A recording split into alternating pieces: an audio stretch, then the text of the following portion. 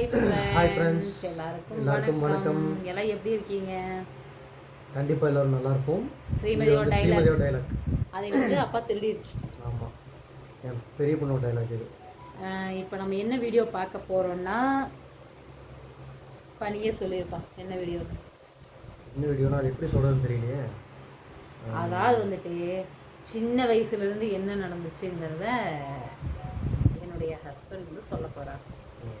College எப்படி போனார், school எப்படி போனார், வேலைக்கு எப்படி ஜாயின் பண்ணார் அப்படிங்கிறதெல்லாம், என்ன படித்தார், படித்ததுக்கான வேலை தான் பார்க்குறாரா இல்லையா அப்படிங்கிறத இப்போ நம்ம வந்து வீடியோவில் பார்க்க போகிறோம். வாங்க வீடியோக்குள்ளே போகலாம். Start camera action.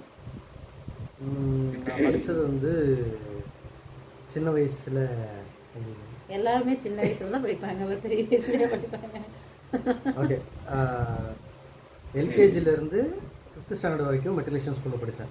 ஓகே, அந்த ஸ்கூலில் கோச்சிங்லாம் நல்லாயிருக்கும். அந்த ஸ்கூல் எனக்கு ரொம்ப பிடிக்கும். எல்லா ஸ்கூல்லையும் கோச்சிங் நல்லாயிருக்கும். எல்லா ஸ்கூல்லையும் கோச்சிங் நல்லாயிருக்கும். பட் அவங்கவுங்களுக்குன்னு வந்து இந்த ஸ்கூலு காலேஜு, ஸ்கூலே பார்த்தீங்கன்னா இந்த 12 வருஷம்னா எப்படியும் ஒரு ஸ்கூல் 2 ஸ்கூல் மாறுவாங்க. அப்போ அங்கே ரொம்ப பிடிச்சிருக்கும், இங்கே வந்து இங்கே பிடிக்கும். பட் கம்பேரிசன் பண்ணும்போது ஒன்று தான் ரொம்ப பிடிச்ச மாதிரி இருக்கும்ல, அது சொல்கிறேன். ஸோ அப்படி அதே மாதிரி 5th முடித்ததுக்கப்புறம் வீடு வந்து மாறி போகிற மாதிரி ஆயிடுச்சு. அது என்னென்னு பார்த்தீங்கன்னா, அப்பா அம்மா வந்து கஷ்டப்பட்டு கொஞ்சம் கொஞ்சமாக காசு சேர்த்தி ஒரு வீடு கட்டினாங்க. 5th வரைக்கும் அப்போ வாடகை? ஆமாம், வாடகை வீட்டில் தான் இருந்தோம். கொஞ்சமாக அமௌண்ட் அப்படியே கொஞ்சம் கொஞ்சமாக சேர்த்து ஒரு வீடு கட்டினோம். அது வந்து பார்த்திங்கன்னா ரொம்ப பெருசாக எல்லாம் இல்லை. ஒரு ஹாலு, ஒரு பெட்ரூம், ஒரு கிச்சன், அவ்வளோதான். அப்புறம் துவைக்கிற கல் இருக்கும். சுற்றி காம்பவுண்ட் சவரோ, மேலே டெரஸில் போய் மொட்டை மாடியில் போய் நம்ம நின்று வேடிக்கை பார்க்குறக்கோ அந்த மாதிரிலாம் எதுவும் இருக்காது. ஸோ இதுக்கே வந்து கடனை வாங்கி கஷ்டப்பட்டு கட்டி அதுக்கே மாதம் மாதம் கடன் கட்டணும். எங்கள் அண்ணனையும் படிக்க வைக்கணும், என்னையும் படிக்க வைக்கணும். அப்படிங்கிறப்போ ரொம்ப சிரமமாக இருந்தது. அம்மா அப்பா ரொம்ப கஷ்டப்பட்டாங்க. அப்போ அப்பா மட்டும்தான் ஒர்க்குக்கு போயிட்டு இருந்தார். அம்மா வந்து ஹவுஸ் ஒய்ஃப் தான். அப்புறம் 6th 10th வரைக்கும் கவர்மெண்ட் ஸ்கூல் தான் படித்தேன். ஏன்னா மெட்ரிகுலேஷன் ஸ்கூலில் சேர்த்துற அளவுக்கு டேர்ம் ஃபீஸ் இருக்கும்.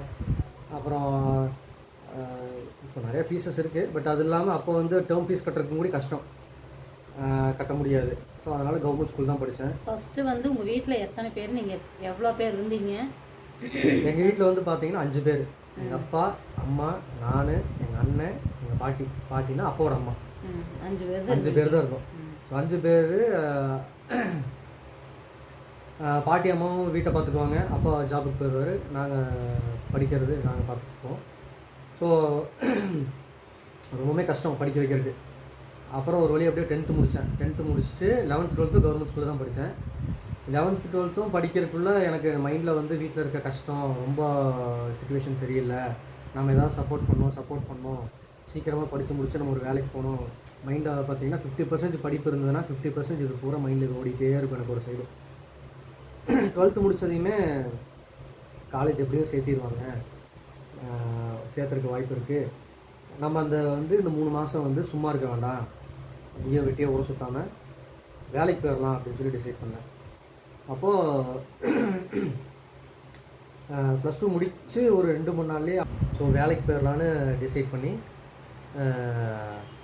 ஃப்ரெண்டுக்கிட்ட சொல்லி, மச்சி ஜாப் எதாவது இருந்தால் பாடுறா, வேலைக்கு போகலாம், ஏன்னா வந்து காலேஜுக்கு ஃபீஸ் கட்டணும், நம்மளுக்கு ட்ரெஸ்ஸு இதெல்லாமே இருக்கணும் மச்சி அப்படின்னா.